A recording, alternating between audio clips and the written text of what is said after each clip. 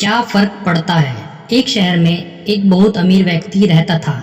उसका नाम तो धनीमल था, लेकिन वह बेहद कंजूस था। उसका कहना था कि अगर आप अपना पैसा अपने पास रखोगे तो सबको पता चल जाएगा कि आपके पास बहुत पैसा है। फिर चोर डाकू आपके पीछे पड़ जाएंगे और सारा पैसा लूट कर ले जाएंगे।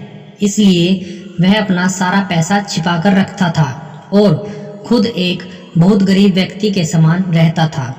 धनीमल पेबंद लगे कपड़े, घिसे हुए जूते, रूखा सूखा खाना खाता था। यह सब देखकर लोग उसे भिखारी समझते थे। जिनको पता था कि वह धनवान है, वे उसे कंजूस कहकर बुलाते थे। एक दिन धनीमल को अपनी संपत्ति को चोरों से बचाने का एक बहुत बढ़िया उपाय समझ में आया। उसने सारे पैसों से बहुत सा सोना खरीद लिया और फिर सारे सोने को पिघलाकर उसका एक बड़ा सा गोला बना लिया। उसने शहर के बाहर जाकर एक पुराने कुएं के पास एक गड्ढा खोदा और सोने का वह गोला उसमें डालकर गड्ढा बंद कर दिया। वह अब निश्चिंत था।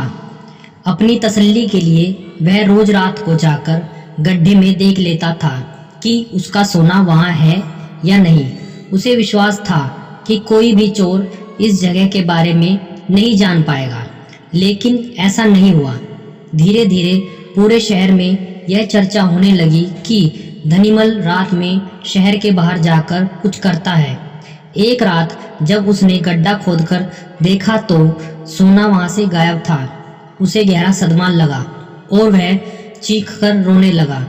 उसके रोने की आवाज़ सुनकर बहुत से लोग वहां आ गए। धनीमल रो रो कर अपना दुख बताने लगा।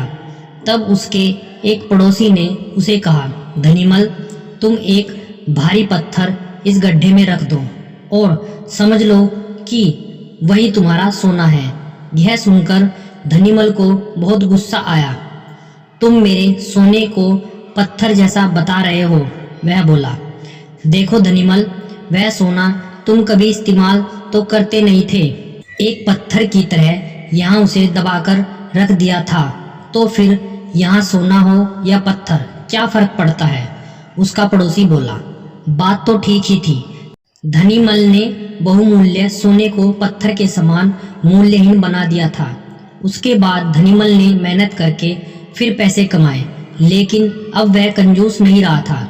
अपने पैसे को वह अपने ऊपर और दूसरे लोगों की सहायता के लिए खर्च करता था। आशा करता हूँ यह कहानी आपको ज़रूर पसंद आई होगी।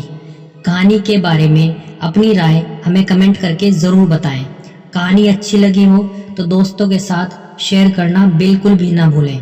चैनल पर पहली बार आए हैं तो चैनल को सब्सक्राइब और बेल आइकन को ज़रूर से दबा लें, जिससे आगे आने वाली कहानी सबसे पहले आप सभी को मिल सके।